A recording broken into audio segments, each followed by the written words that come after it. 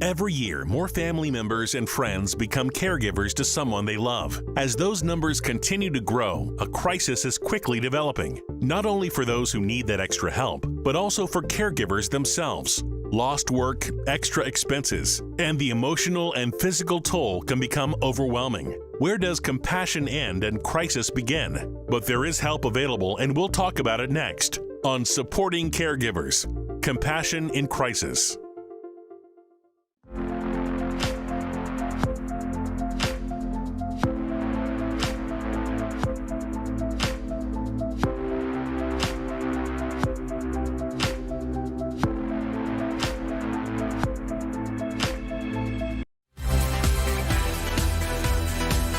Thank you to the Eunice Joyce Gardner Charitable Foundation for its leadership support of the Health Channel.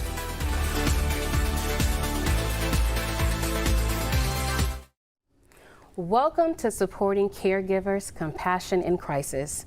I'm Kitty Lundan. Being a caretaker and a caregiver can be a labor of love, but it can also be an overwhelming effort and become a significant financial burden. The numbers vary, but we know millions of Americans are taking care of ill, disabled, or elderly family members, friends, or loved ones, and that number is growing. So, what does it mean to be a caregiver? Let's take a look of how one caregiver describes her role. People talk about a caregiver, but you don't really know what a caregiver is until you're really in that role. I personally learned that a caregiver wears many hats: listener, observer, protector, planner, anticipator, the backup brain to the patient, the organizer, the strong one, the level-headed one. The caregiver is just the go-to person all the time.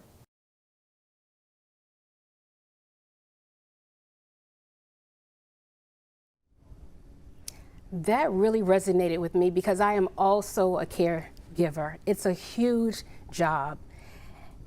From personal experience, I know how it feels to care for someone because my mom also has dementia. Today, we're going to show you support for caregivers finding help throughout the program. We're going to be showing you websites or helplines of organizations that offer assistance, like the ones we are showing now for an organization which shared that video with us. We're going to provide support for caregivers, such as cancer survivors. I'm excited because we have a great panel with us today that's going to help us better understand the challenges and rewards of being a caregiver. In the studio with me is Dr. LaToya Lewis. She's an associate professor of clinical nursing at the University of Miami School of Nursing and Health Studies. Dr. Donna Marks is a licensed mental health therapist and author in Palm Beach County. And in the studio with us is Andrea Williams, manager for the Caregiver program at the West Palm Beach VA Healthcare Systems. And joining us in our Coral Gables studio is Dr. Tina Carroll-Scott. She's a medical director of the South Miami Children's Clinic. And joining us online is Camilla Roca, president and CEO of Easterseals, South Florida. Welcome to all of you. Now, in the video that we just watched, that caregiver went through a list of roles she takes on as a caregiver. But let's take a look at this graphic for a more comprehensive list. They provide personal care like dressing, bathing, and grooming. They do household tasks such as shopping, laundry, and cleaning. They prepare meals and sometimes help feed the person that they are caring for. They may also oversee personal health care of the person and sometimes take over financial and legal matters. Dr. Lewis, if someone never has been a caretaker before, where do they start and what should they know? Definitely the first aspect of being a caregiver. In healthcare, we also say unpaid caregiver, because as you mentioned, there are a list of tasks. The first thing to find out is what is priority for their particular loved one. For example, if it is a patient with dementia, how do we keep them safe? How do I support my loved one as well as care for myself at the same time? Additionally, we want to make sure that that person has at least, I say, the top 5 information in regards to keeping that person healthy, safe, to the best of their ability. And in addition to that, support their loved one's emotional well-being, not just their physical characteristics. So those things are important. Thank you. Dr. Marks, it's not just family members who become caregivers. Am I correct by saying that? Because I know that if it's not a family member, how can that be different? Well, it's certainly different if you're not a family member. It could be an organization, it could be private health care, it could be care that's being brought into the home. And sometimes friends step up and will do certain things like shopping, running errands, and taking people to appointments. So it can be a broad range of caregiving, and it is important to recognize that there often is more help available than we realize. Thank you for that information. Dr. Scott, a caregiver can also be a person who needs to talk to doctors about their patients. What do they need to know about the person's health, and also what legal permissions do they need?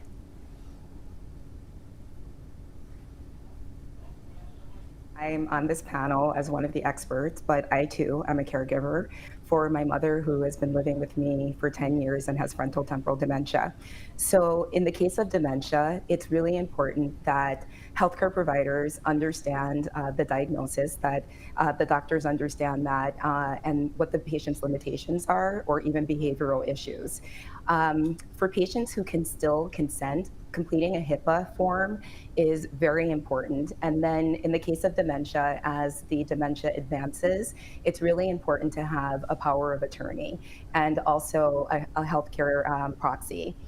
In the case of my mother, I can tell you that I definitely waited too late in her dementia to get the power of attorney. And I wish I had done it earlier, because it was really a struggle to get that done when she was in the middle stages of her dementia. So I would highly recommend doing that earlier than later. I feel like you're almost telling my story. Andrea, what about financial matters? What does a caretaker need to know before they take those financial matters on? And what are some of the pitfalls? So caregivers are able to have a stipend for those that are in the program of comprehensive assistance for family caregivers. And so with that, they also get financial support in terms of caregiver financial evaluations with the program, as well as budgeting, household budgets, and so that they are able to talk about some of these navigations of having to pay for their own bills or different things of that nature. Thank you. Camilla, many people associate caregiving with taking care of an elderly person, but there are a lot of families caring for an ill or special needs child. Easterseals provides services to families with elderly or veteran adults, as well as children who have physical or mentally challenged. What are some of the stress factors that come into play there? Thank you, Kitty. And yes, absolutely. Caregiving extends far beyond elderly care. Families caring for seniors or someone with a special needs often face unique set of challenges that can be both emotionally and physically overwhelming. Like the video said, just being that backup brain all the time, 24/7, can be both emotionally and physically overwhelming. So from the stories we hear from the clients that we serve at Easterseals, I believe one of the biggest stressors is definitely that constant need for supervision. They are on hyper alert all the time. Parents and caregivers are always managing medical appointments, therapies, daily routines, and all of that requires extra attention.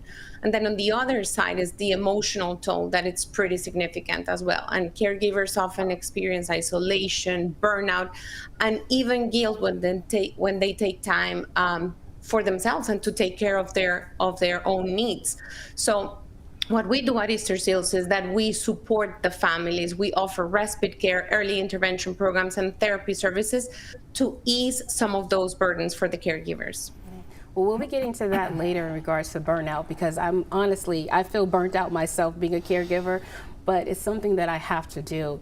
I mean, there are a lot of information that we're going to give today, but there's also a growing number of middle-aged parents, like myself, who are what is called the sandwich generation. I didn't even know that terminology existed. We're caring for parents while at the same time we're raising children. So here are some of the tips for them. First of all, we need to start out with an early conversation with our parents about their situation. We need to talk to other family members about sharing responsibilities. Have an emergency plan with a list of friends, neighbors, or local resources to take off the pinch. Explain to your children about family responsibilities and prioritize, I have to say this again, prioritize self-care. So, Dr. Scott, how can sandwich parents like myself open the conversation with their children? Okay, so Dr. Scott is not here right now. Okay, so can anyone help me with being a sandwich parent? I can. Okay. Yes. Go ahead. All right. So I went through this exact same experience, and I'm not a middle-aged, I'm a later age. And we were taking care of my mom, who was fairly independent until she was in her late 80s. Now she's 93. We had to transition her from home health care to assisted living, and now she's in pure dementia care, although she does have some sense of memory. But when I was arranging all the things that have been brought out today, talking to attorneys, talking to a social worker, making calls to all these services to find out what was available, where to put her, interviewing the different places, I'm working full time, and I started to think, what if she outlives me? I'm so stressed out. Mm-hmm. And I found myself getting anxious and yet prioritizing her needs. So I had to back up a little bit. I was going to see her every single day, making sure everything was, and I had to back up because she didn't really notice if it was 2 days or 1 day or 3 days, and take care of myself. So what we need to do when we are not young people caregiving for family members or anybody else is that we have limits, and we have to take good care of ourselves, because if we don't love ourselves, we certainly can't extend that love to somebody else, and then everybody in our family will suffer from it. And these are why these conversations are so important, because you don't feel like you're alone. So Dr. Scott, we have you back. I'm going to ask the question again. How can sandwich parents open the conversation with their children about being in the situation? Yeah, so what I was going to say is that my kids were actually fairly young when my mom got diagnosed, and she's been living in my house for 10 years. And I think what I would say is that, I don't think there is a roadmap for this. We were kind of thrust into this and had to learn along the way. But with that said, one of the things that I did with my kids is to demonstrate the empathy with my mother and to model the behavior that I wanted to see from them. And I also got them involved in just her daily activities, doing things, mind games, doing puzzles with her, dancing with her because she loved to dance, just to keep her stimulated. And for me, that's what worked. I think for families where it's a little more difficult for them to have those conversations, there are books that you can get on Amazon. I think one of them is called Grandma Doesn't Remember Me, and I'm sure they have a variety of other books that are similar. But I think that nobody really knows how they're going to react in that type of situation until they're actually in it. And just to always give yourself grace. I don't think there's a one-size-fits-all strategy for any of this. And what works for one family may not work for another. Thank you. And Dr. Lewis, unfortunately, I can't ask this question because I'm an only child. But how can you ask other family members to share the responsibilities, and any advice on how to go about that? So the key aspect with that is to try to have a family meeting. So if there is already poor communication in the family dynamics, that may be a little more challenging. However, try to have at least a family meeting to say, these are the needs of our loved one. Our loved one took care of us when we were younger, so how can we give back? That can be an individual, if they do not live together, they can say, you know what, I will come once every quarter, or what is ever within their capability. Another aspect is to use technology. Technology is helpful. I've advised one of our patients' family members before, if you cannot help with dinner time, why don't you engage that patient with FaceTime? We have that capability so that the person who is with them consistently can actually get a break or an opportunity to do a simple thing like shower, do a simple thing like eat.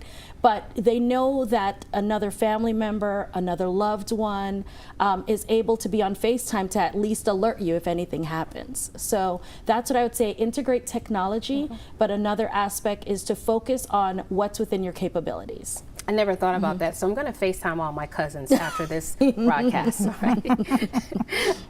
Andrea, being a caretaker for a veteran, that's a new one because a lot of people really don't discuss that. And it can be very challenging, not only physically, but also emotionally. What should a caregiver do to deal with these, and what resources are available for them? So it's very important for the caregiver to be a partner with the veteran as well as the veteran's primary care team, so that they can be involved throughout the whole process in terms of their appointments, in terms of being able to assist with medication refills if that's necessary, but also being able to give some collateral information so that they are getting the full, clear picture of what's going on with that veteran and the family. Resources that are available is support services for the caregiver to provide education, such as VA SAVE training, which is essential for suicide prevention, but also educational services that are out there for post-traumatic stress disorder, for depression, and many different mental health disorders. So we want to provide that education and support to the caregiver so that they are able to support the veteran the best way that they can through those things. Thank you, Andrea. Dr. Scott, as we both know, Alzheimer's disease can be devastating, not only for the patient, but for the caregiver. What special challenges should we as caregivers be aware of? So I'll talk about my specific case, and with my mom with frontal temporal dementia, it was very different from friends that I have who have parents who have Alzheimer's. And my mom had some really challenging behavioral things that were going on that I really didn't understand. And early on in her disease, besides the combativeness, she was actually calling me all sorts of curse words, and there was paranoia, which was really a difficult thing for me, even as a physician, because the work of caregiving was difficult already.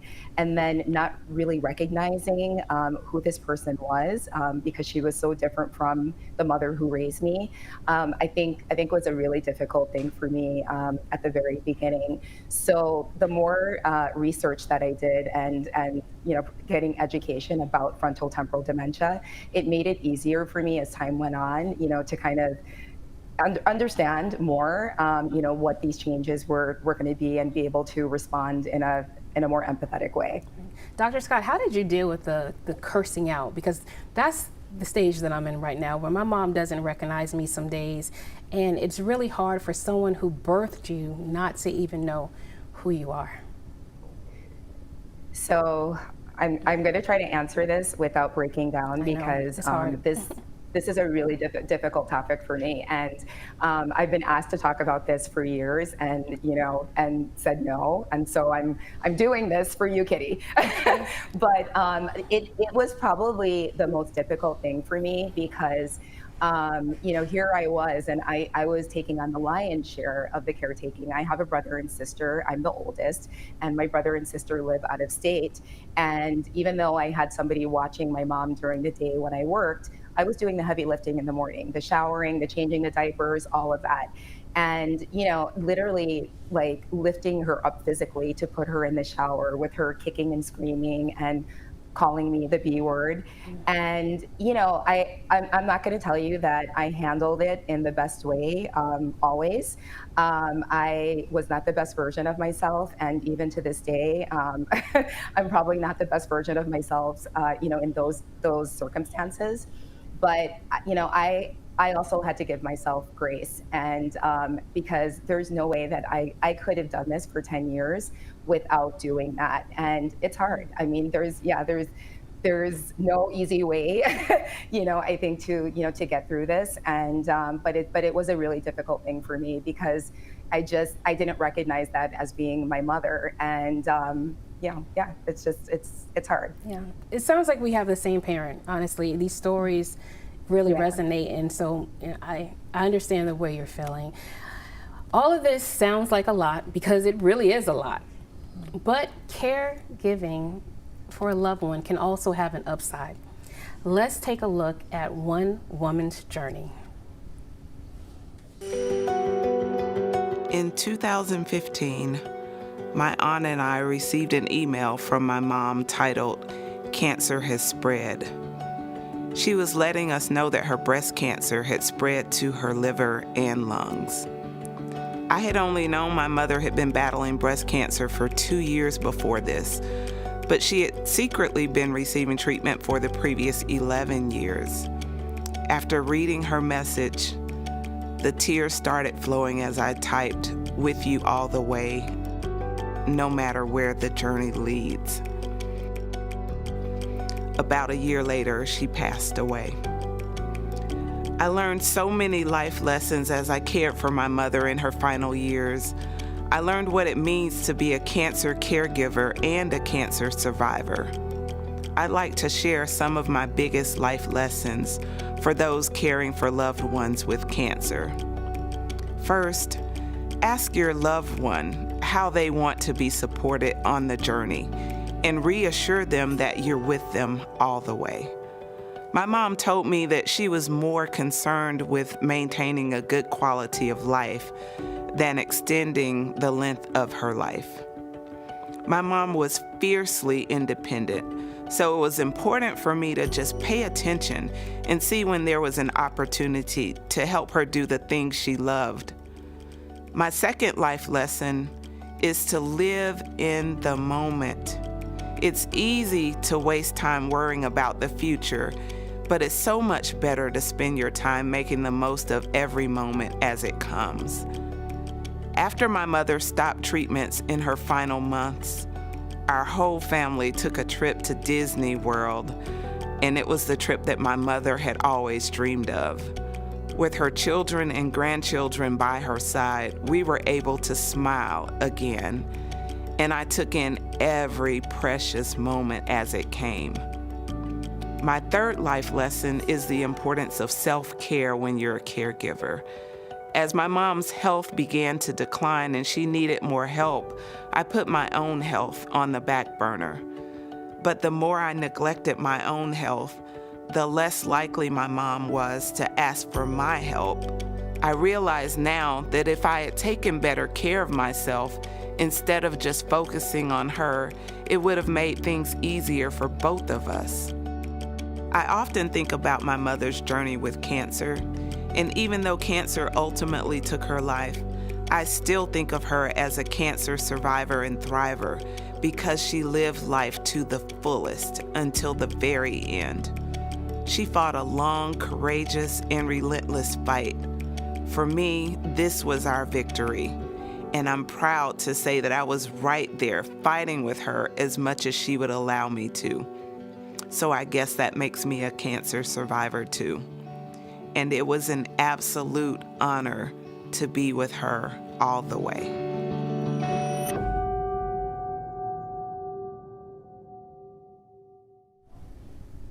Live in the moment. I will never forget those words. Dr. Marks, the woman in the video found caring for her mother very rewarding. Can you expand on ways caring for a loved one can evoke such feelings? Yes, living in the moment is so important, and caring for your mother is important too, even for people who maybe haven't had the best relationships. Our mothers gave us the gift of life, and we wouldn't be here without that gift. And so to be able to show back that appreciation and help them transition peacefully into their whatever is happening next can be very rewarding. But I also want to say that it's okay if it's not always rewarding. When an elderly person or a veteran or even a child who has to have full-time care, this is not easy. There are personality issues that you have to deal with. Anger, striking out, hitting, spitting, yelling, and you can't always just be loving through those situations, so you have to cut yourself some slack and be patient and kind and gentle with yourself, and just know that you are giving back, and that is enough. You're doing it good enough. And again, like we've talked about, get help from other people. There's one person in every family who's going to take the lead, and the pressure's mostly on that person. But to be able to ask for help, even from friends and neighbors, can be really beneficial. Thank you. It sounds like you had a camera in my house just now. I promise you. Camilla, caring can be rewarding, but it can also be overwhelming. So as a caregiver, how do you know when it's time to get help? And also when it's time to, reach out to people and resources that you may need? So we have heard a lot in all of the guest speakers and the testimonials from the caregivers, how important it is to take time for yourself, right? So yeah, that may sound very, very easy, but I think that the key here is, how do we define that me time? So finding time for yourself, you may think as, oh, it's this great week vacation, but it doesn't necessarily have to be that way. It can be small intentional moments throughout the day that are going to help you get that extra charge, that are going to help you just breathe, take a short walk, just sit with a cup of coffee and take a couple sips. Maybe you're not going to expect to have the entire cup of coffee, whole silence, but just a couple sips, and make sure that you enjoy, as you just said, enjoy that moment. It's the here and now that counts. And when we are in the here and now with our loved ones, when we're caregiving, I think it's also giving yourself some me time. Well, I didn't really know what me time was until about 4 weeks ago. My mom just enrolled in I call it her daycare. She calls it school. So she goes to school every day. And because I work from home, it was really, I would call it a burden. I mean, I really don't like to use that word because she is my mom and I love her. But as caretakers and caregivers, we have to keep it real sometimes, and we get overwhelmed. But we have a graphic that I want to show you really quick on how you can get the help that you need.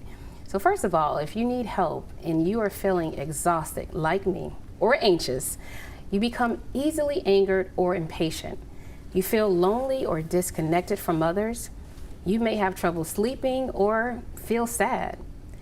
You find yourself skipping personal care tasks like taking care of yourself, not taking showers, or not even brushing your teeth. Andrea, sometimes caregivers don't realize that they're in trouble. I didn't realize that I was in trouble until I was in trouble. So if you see any of these traits that I just mentioned, tell us how we can get help. And if we see these warning signs, what should we do as caregivers?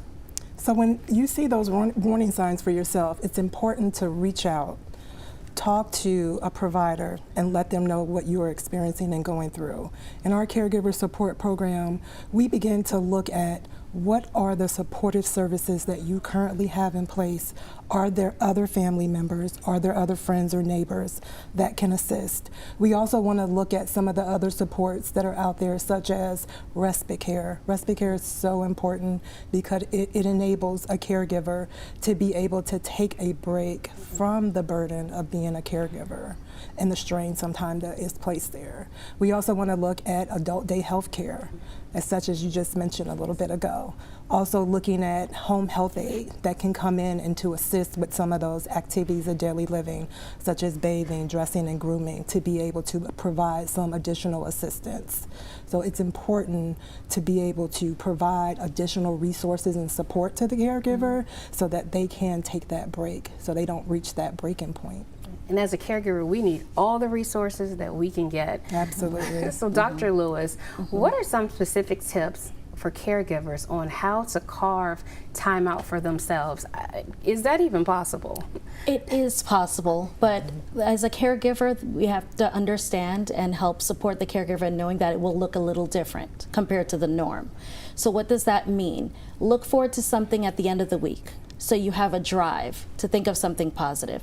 Focus on what you can control, because the overwhelming feeling is you really trying to distinguish what I can control versus what I can't control. Look at the aspect of resiliency. How am I going to get to tomorrow? How am I going to get to the end of the week? So it's not as focusing on correcting everything you're doing wrong and the self-guilt, focusing on the values that you hold, because that's where the guilt is stemming from. So we want to make sure, focus on positive things for the day. Focus on positive interactions you can make with your loved one, because most of the interactions may just be activities of daily living. What is something your loved one appreciate? Maybe it's puzzles. Do one puzzle a week or a couple of things, but also take time to step outside, because stepping outside can help with reducing anxiety once you have a few minutes in the sun. That does not mean discarding your loved one, but making sure you integrate positive things in your life outside of your primary caregiver role. And those are some strategies that they can work with. Very good strategies. So caring for a loved one can also take a toll on a person's health. Let's take a look at this video.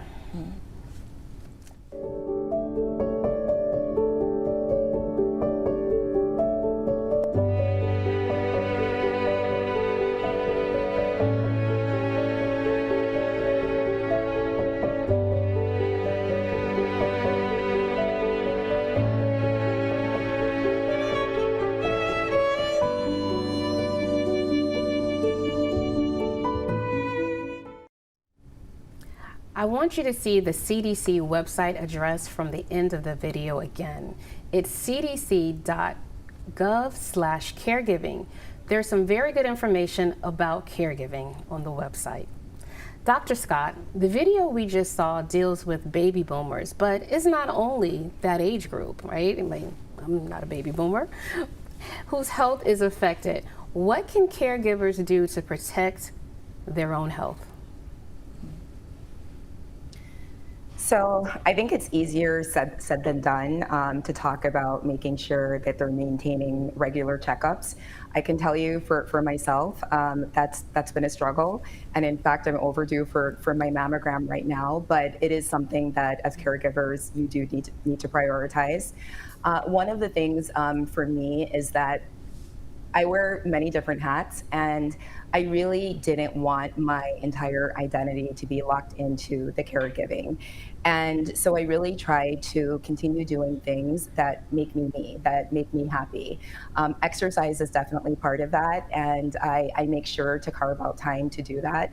I love to dance, and I actually started taking Indian dance lessons maybe 6-7 months ago, which has been a great thing for me. I do that once a week. I maintain my social connections. My friends are everything, and you know, a lot of times I feel guilty because they're not going through the same thing, and I don't want to overburden them every single conversation with, you know, everything that's happening with my mom.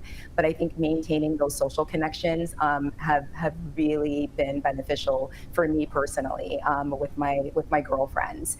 And I even went to therapy. I'd never seen a therapist before. The pandemic, as you know, it affected almost everyone, but definitely having my mom stuck in the house and not being able to go with the caretaker for, you know, a length of time took a toll on me, and I sought help, and you know, there's no shame in that, and I'm glad that I did, because I was in a much better place after doing that. Thank you. Dr. Marks, being a caregiver can definitely take an emotional toll. So what about the caregiver's emotional health? What can we do to relieve the stress? Well, you just heard a beautiful example of what one person's doing, and I would just go right down that list. Be aware of how this is affecting me, because I need to make sure that I stay in good physical and mental health. And then to use the resources. Get therapy if you need it. There's nothing wrong with that. And there are therapists who specialize in this very topic. How to deal with stress. You know, when you have a young child or young children, or you're caring for an elderly or a veteran or anybody, there's going to be challenges. So get help with receiving support for those challenges. You mentioned earlier the daycare programs. If there is the availability of a daycare program, and if the person being cared for can go to the daycare program, this is really beneficial for both people. You're working from home. You owe it to your career to give it your best, and yet you're torn trying to give your mother the best care. But if you can have a break and she can go and have activities that stimulate her, make new friends, dance lessons, puzzles, games, activities, it gives you the break, and it gives her the break too, because they get bored sitting around and they like to have that freedom also. I think we both needed a break from each other. I think that's what it was. Camilla, how do health disparities play a role in the overall health of both the caregiver and the person that they are caring for? So definitely, I want to circle back with some of the things that they just mentioned on the importance of adult daycares and in-home respite and just respite services in general. I think health disparities are stress and hardship for both the caregiver and those that they support, and they often lead to what we just heard, neglecting their health care, just because there's challenges all the way around. What we do at Easterseals, we have several adult daycare centers that specialize in Alzheimer's care and memory impairments. And we also provide in-home respite so that caregivers can continue their lives, continue to go to work, continue to be a caregiver of their loved one while they are still at home cared for, or they get to go, as one of the panelists, go to an adult daycare where they are being engaged and interact with other seniors in some of the activities that they like doing, that they still enjoy doing with peers, not necessarily with their kids or grandchildren. You're right. My mom has fun when she come home. She's like a little rock star when she come home. She's telling me all her things that she did in school. This is what she calls it. So Dr. Lewis, you have any thoughts on this? Yes, so it's important to have a balance, and it's important to understand that also our loved one, regardless of their age, needs an appropriate balance and time away from you. And it's not a component to feel guilty that, oh my gosh, I'm pushing them away. You actually both need to refill your tank in different aspects, because they can feel your stress. And it's important to also recognize that you hold stress within your body. Any of you have felt your shoulders go up and you're like, oh, okay, now let me relax a little bit. So be responsive as well as recognize these changes. So that's something that's important. And Dr. Scott, can you please add on the health disparities? So I actually work in a community of color, a marginalized community, and probably the biggest issue is a lack of resources in those communities. And then also, dealing with a lot of the health issues that you see in communities of color, whether it's high blood pressure or diabetes. And so that just compounds, everything else that these families are dealing with.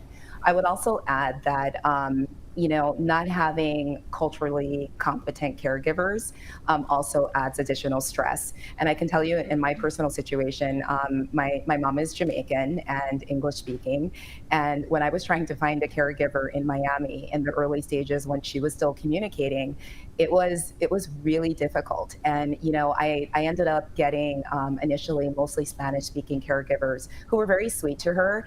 But the kind of interaction that was necessary at that point when she was still communicating was not happening, and it was stressful for me because I was paying a lot of money and wanting them to do certain things with her, and it wasn't happening. So I would definitely say that's a huge issue, and then obviously the financial strain. Yes, oh, the financial strain, and we're going to get into that. So we've talked about some of the challenges caregivers face and how to try and strike balance, if that is even a word, right? But let's now talk about what help is out there for caregivers. I want to start with veterans. In this video, one wife talks about where she found the help that she needed. I'm Jenna, and I'm the wife of Curtis, who is a retired Marine. He was medically retired after an injury, and I'm now his caregiver. I've had to learn to be his eyes and be his ears, and my role has, I would even say, drastically changed through the years. He couldn't really feed himself. He couldn't, go to the bathroom in a sense. He needed help just with mobility issues. I remember there was a time when he was injured, our youngest was 6 months old, and we had come home from the hospital and we were just trying to figure out how to make things work. And I got really sick. I got pneumonia or something, and so I had been to the doctor and was on medication, and I couldn't function. And at that point, I realized I needed help, and I didn't really know what to do or where to ask. Before she got into the VA Caregiver program, she had an online class that she had to do. I want to say it was like 8 or 9 hours, and she had to go through the class and pass the test, and it was about things to look for as a caregiver. I mean, I knew what the program was, but nobody had really come to me and said, do you know that you qualify for this? I guess I was looking through some resources and I realized, oh my goodness, I actually qualify for this program. She gets money for taking care of me. They rate you they rate you on a scale of how much help that you need, and then based on that, they pay you. They say you get an X amount of hours per month that you would need someone to take care of you, and so therefore they pay your caregiver. And it doesn't have to be your wife. It can be your father, your mother, your girlfriend, your brother, whoever is your primary caregiver that takes care of you and helps you. So through the VA caregiver support, they've given me great resources.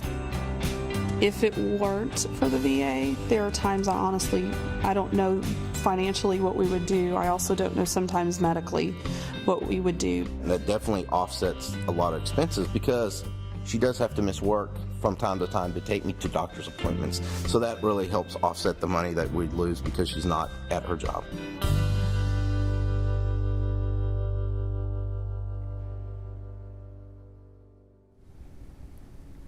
Such great information. Andrea, there are 2 parts to the VA Caregiver Support Program. Let's start with the program of General Caregiver Support Services. What does that provide? Yes, so the Caregiver Support Program, which is the program of General Caregiver Support Services, provides VA core support services where caregivers are able to receive telephone support through education. They're able to receive care through the caregiver support line. They're able to attend educational sessions via telephone, as well as being able to call the caregiver support line regarding any concerns that may come up and arise, and then they can be redirected back to the local facility as well to provide additional supports. There are also mental health services that are available for caregivers to deal with the things that are going on with them as a caregiver, but also any other things that they may bring into the picture. Other support groups that are available at the local facility, we offer a walking group for our caregivers that enables the caregivers to come together and be able to build relationships, but also to be able to get in some self-care, which is through walking. We also offer peer mentoring, which is another supportive service where a caregiver is paired with another mentor, and they're able to build relationships through that as well. Lots of great information, but there's actually more. So please tell us about the second part of the Caregiver Support Program. This program is a comprehensive assistance for family caregivers. So what does that cover? Yeah, so through that program, you will get the services that I just mentioned through the program of general support services, but the added pieces for that is that a caregiver, through the veteran's evaluation of the veteran's personal care needs, a caregiver could be eligible to receive a stipend payment that is given directly to that caregiver.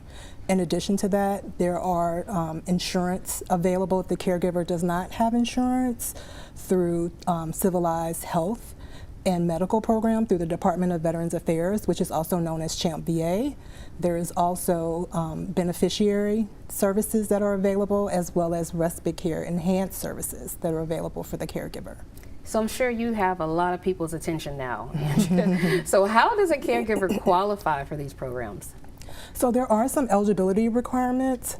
As a starter, definitely visiting our website, caregiver.va.gov. Also, a caregiver can directly reach out to us by contacting the local facility where they are and asking to be directed to the caregiver support program, and we can walk them through that process for both of the programs and to be able to discuss and help facilitate and guide them to the program that's going to be the best fit for them, as well as they can apply online. They can receive a referral to us through their provider. So when they go to see their provider, they can do that as well. I love the way you say walk through. That means you're holding their hand and you're helping them. Yes. Camilla, Easterseals also has some amazing programs for caregivers. Can you tell us all about those? Yes, absolutely. So I mentioned briefly before some of them, but at Easterseals, we truly recognize that caregivers need as much support as those individuals that they care for. So we provide various services in Miami-Dade and Broward counties, just designed to provide relief, education, and overall community support. So we have 3 adult daycare centers. We open about 10 hours a day. We provide in-home respite for seniors with memory impairments. And this allows the caregivers to have much needed break while also ensuring that their loved ones are in a safe and nurturing environment. So whether if it's for a few hours or a full day, it allows the caregivers to work or rest or just take care of some of their personal needs. Or as I mentioned before, just simply find that me time that is so important to recharge. And then for those caring for children with disabilities or young adults with disabilities, we offer early intervention programs. We offer on-site therapy services and specialized education to help children develop their important life skills. I believe our main goal is to just ease the burden on caregiving by providing high quality services. Right, and it is definitely a burden. Dr. Scott, as we talked earlier, one of the biggest burdens facing caregivers is the financial costs. That includes out-of-pocket costs, reduced income, and depleted savings. So Dr. Scott, having financial worries can certainly affect a person's physical health.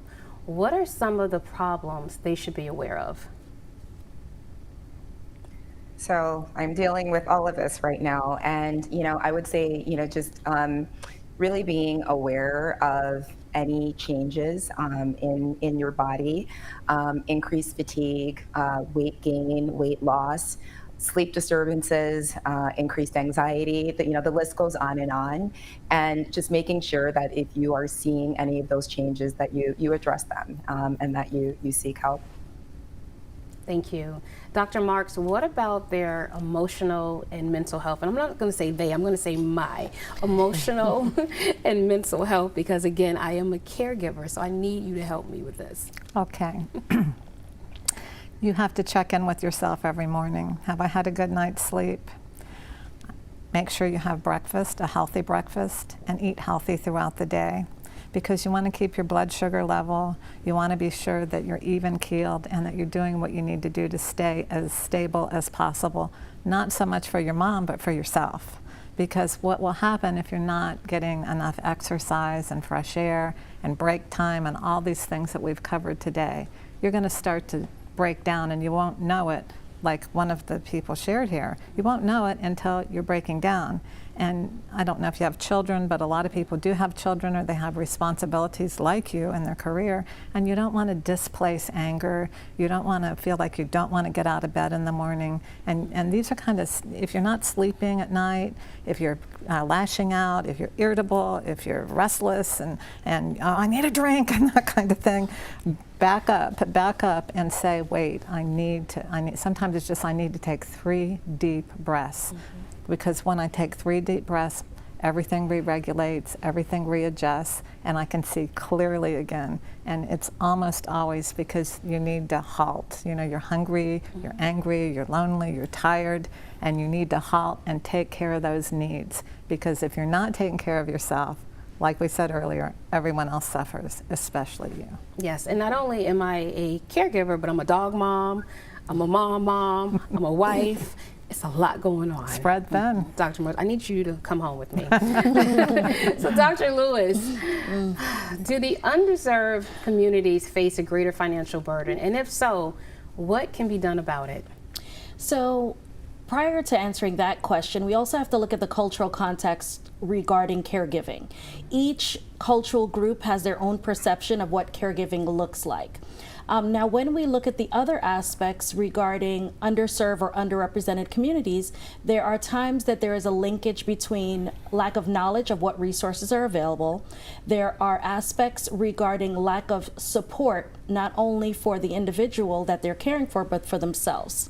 There's also a limitation in regards to financial support, psychological support, and what does that look like? Because there are certain communities that will not be open to therapy. There are certain communities that may not be open to reaching out to a neighbor or a friend because of that cultural context that I have to take care of everything. And I'm not going to ask for any help because that may be perceived as a bad child or a bad spouse. So we need to look at that. And also aspects for underrepresented communities is access to healthcare, a simple component, access to resources, access to financial support, as well as there are certain communities that are closed in. So these resources are an hour away, 2 hours away. So yes, the resources are available, but what is the feasibility of taking time to go to these things, whether depending on where an individual lives, or it can be simple resources of transportation. I know I need this support, but how do I get there? I know I need somebody to care for my loved one, but I work at night. Is somebody really going to stay overnight? So those challenges have really an intersection with culture, availability, and access. And those are the things that various underrepresented communities experience. And there's a stigma also related to this whole caregiving aspect. So if we can do a deep dive on what is most important for these underrepresented communities, then we can really create some priorities on how to address it without impacting further our perceptions of what they should do. Find out from them, what do they need and what is important to them right now. Because it could be a simple thing as meal delivery. Meal delivery does not require additional effort, but some of these resources may help with meal delivery, right? So we need to really understand what are your priorities, how does culture impact, and then how can we support you where you are, not our thoughts on what you need. Psychoeducational. So looking at it from the other end. Good information, love it.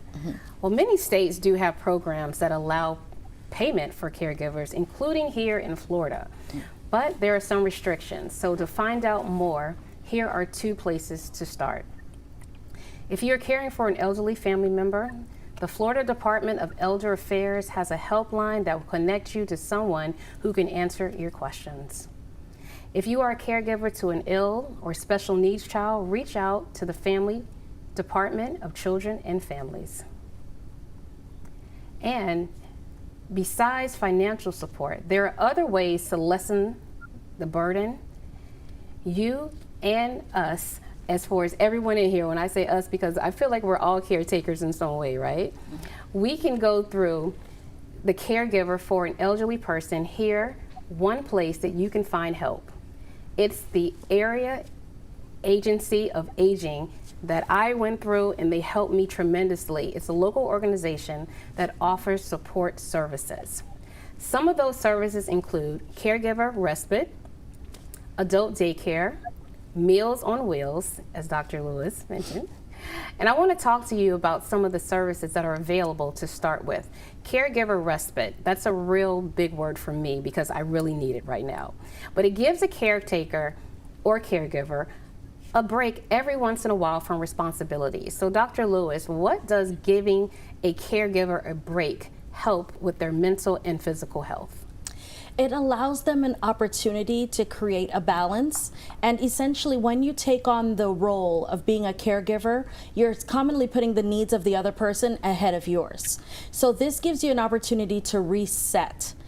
Yes, each state, each country, because caregiver respite is a global component as well, each state, each country has its own particular requirements. However, this gives them an opportunity to reset, provide self-care, get an opportunity to walk, do something that they enjoy, and even balance their lives, even for a couple of hours or just half a day. And it varies how an individual can really pour back into themselves just with that respite. But we also need to be caring and knowledgeable and say that some individuals may feel that respite is guilt.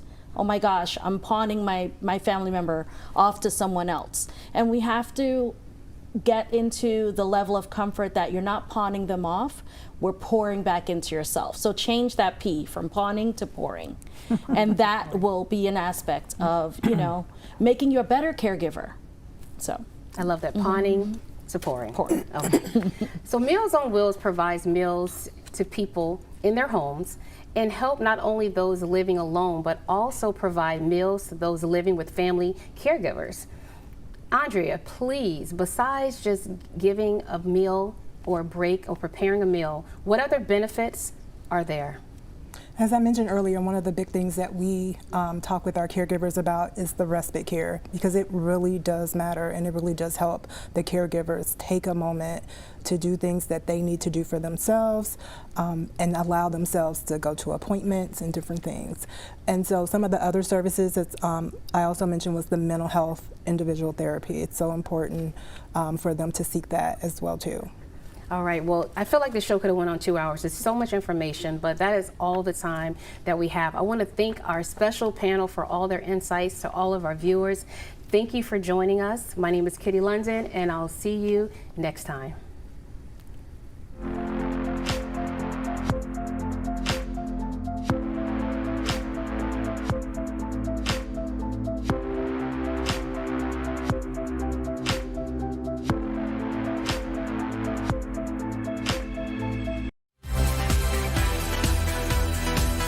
Thank you to the Eunice Joyce Gardner Charitable Foundation for its leadership support of the Health Channel.